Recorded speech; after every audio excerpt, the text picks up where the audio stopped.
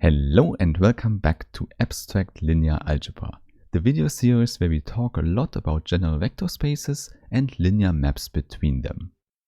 And in today's part 6, we will continue our discussion about coordinates and the basis isomorphism. However, you might already know, before we start, I really want to thank all the nice people who support the channel on Steady, here on YouTube or via Patreon. And please use the link in the description to download additional material for all the videos. Okay, then let's immediately start with the topic of today by looking at a subset of the function space Fr.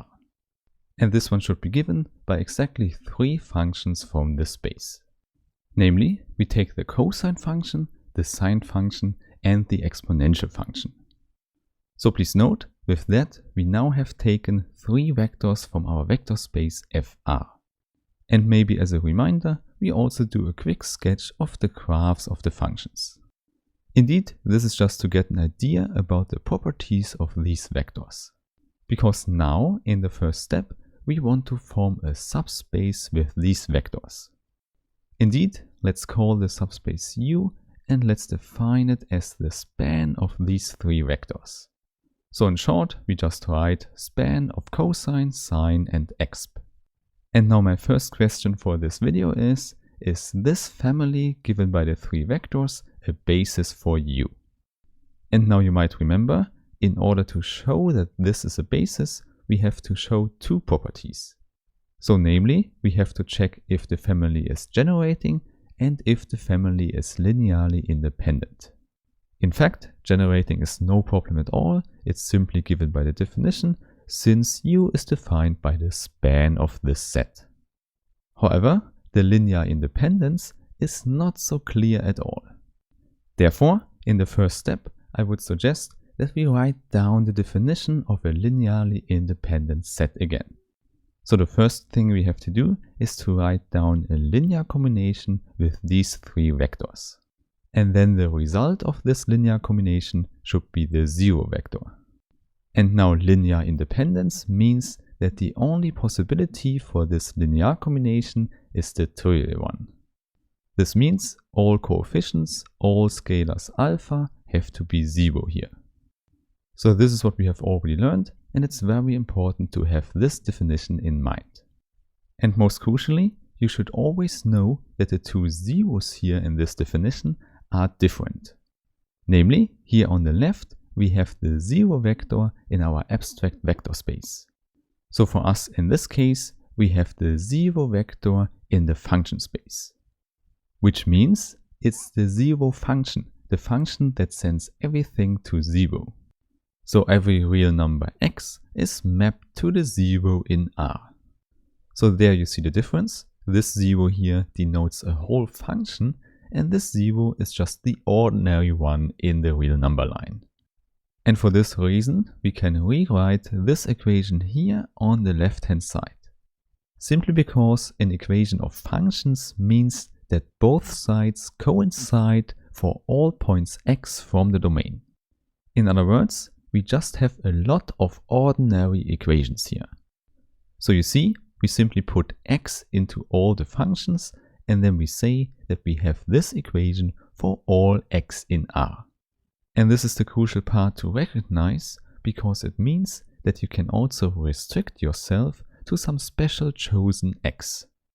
And this is exactly what we will now do.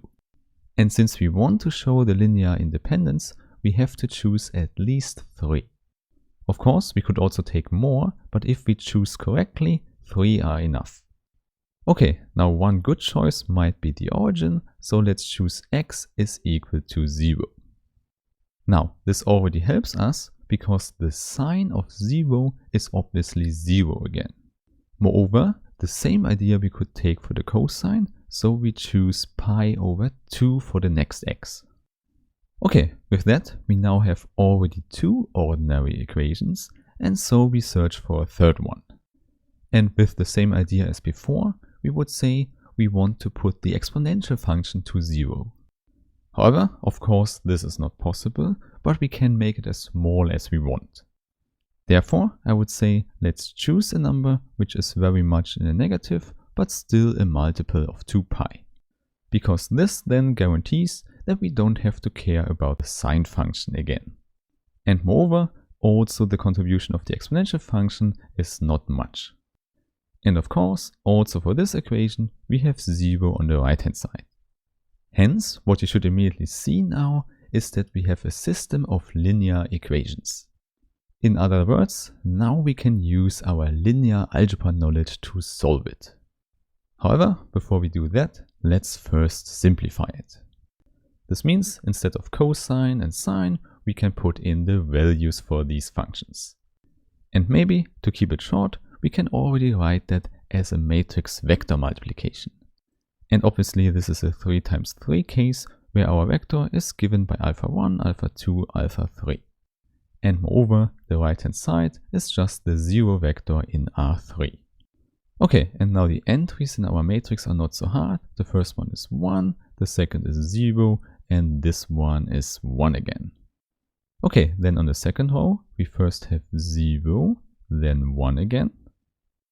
And then we just have e to the power pi half. And then finally the last row is 1, 0 again, because that's what we have constructed with our multiple of 2 pi. And then the exponential function here gets a very small exponent. Now of course we don't need to know the exact value here, we just need to know it's very small. Because now we can ask the question, is this system of linear equations uniquely solvable? And if it is, we already know it only has one solution, namely the trivial one. And then we would conclude that all the alphas have to be 0. Okay, at this point you should recall from linear algebra, a 3 times 3 system is uniquely solvable if and only if the determinant of the matrix is non-zero. Hence, what we can do here is simply using the rule of Sarrus. This means we go through all possible combinations that we get like this. If you don't know this rule anymore, please refresh your memory with the corresponding video. Indeed, the important thing here is that we have exactly 6 terms in the sum. However, most of them are given as 0. Therefore, you see, it was really helpful that we used a lot of zeros while constructing the matrix before. And now in the end here, we just have this very small positive number, -1.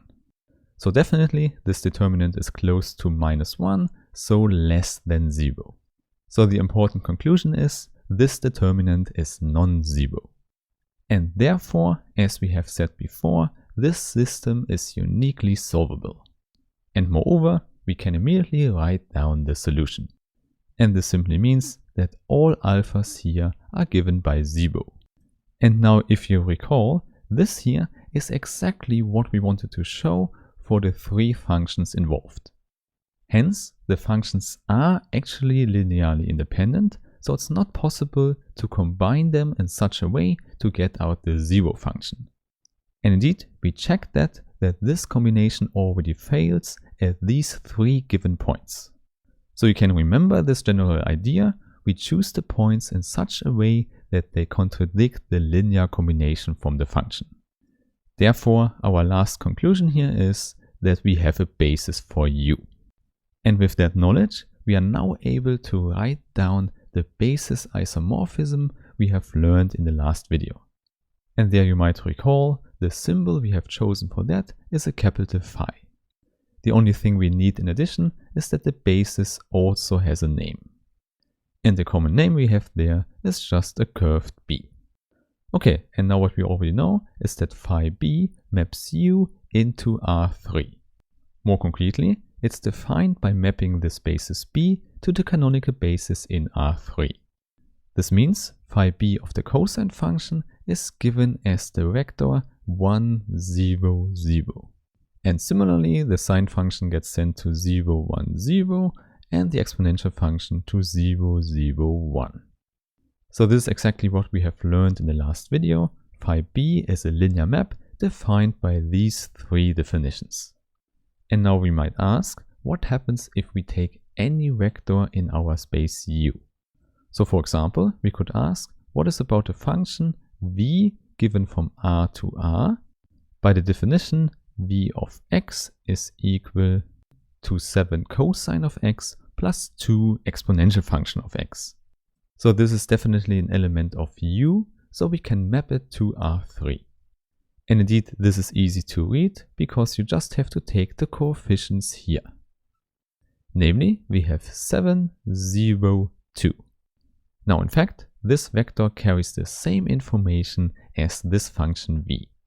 So this is the idea of the basis isomorphism, and now we can see it with this example. So instead of dealing with a lot of functions and a lot of calculations with functions, we can just calculate with vectors in R3 again. There we already know what to do and we don't lose any information. Hence, the important thing you should remember here is the sentence that the space U is completely represented by R3. And this is given by the power of the basis isomorphism. However, at this point you should ask yourself, what happens if I want to choose another basis in our U? Of course, we always have a lot of freedom to choose a basis in the vector space. Indeed, this is an important question and we will answer that with the next videos. So I really hope we meet again and have a nice day. Bye bye.